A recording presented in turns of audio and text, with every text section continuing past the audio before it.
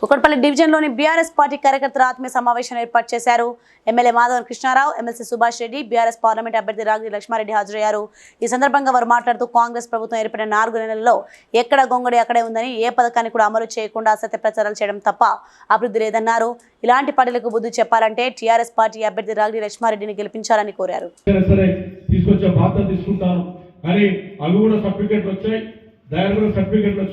ఆ సర్టిఫికెట్లో తీసుకొని వాళ్ళకి రేపు ఎల్లుండో మీరే పనిచేస్తే 200 మంది ఉన్నాయి. దాని తర్వాత ఎలక్షన్ తర్వాత కోడ్ అయిపోగానే ఆ మిషన్లు కూడా వాళ్ళకి అందిద్దాం. ఓకేనా? ఇక నిధులు లేవు. మీ పక్కన ఉన్నటువంటి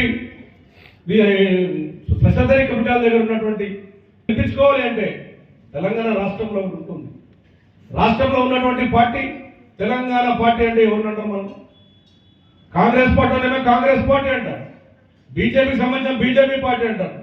అదే పార్టీ ఉండే మరి ఈవిడ కూడా మరి జెడ్పీ చైర్పర్సన్గా ఉంది. మరి వాళ్ళకి అందరికీ పోస్టులు ఉన్నాయి. ఒక 3 నెలల నుంచి పోస్టులు తక్కువైనాయి. ఎందుకంటే కేసీఆర్ గారు అన్ని పోస్టులు ఇచ్చారు.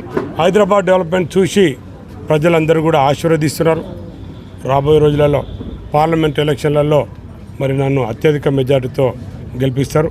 ప్రజలందరూ ఆశీర్వదిస్తున్నారు కాబట్టి నేను తప్పకుండా ధీమా వ్యక్తం చేస్తున్నాను. మంచి మెజార్టీ తోటి గెలుస్తామని ధీమా వ్యక్తం చేస్తాం. Please like and share, subscribe to BCN Telugu News. Please like, share and subscribe to BCN Telugu News.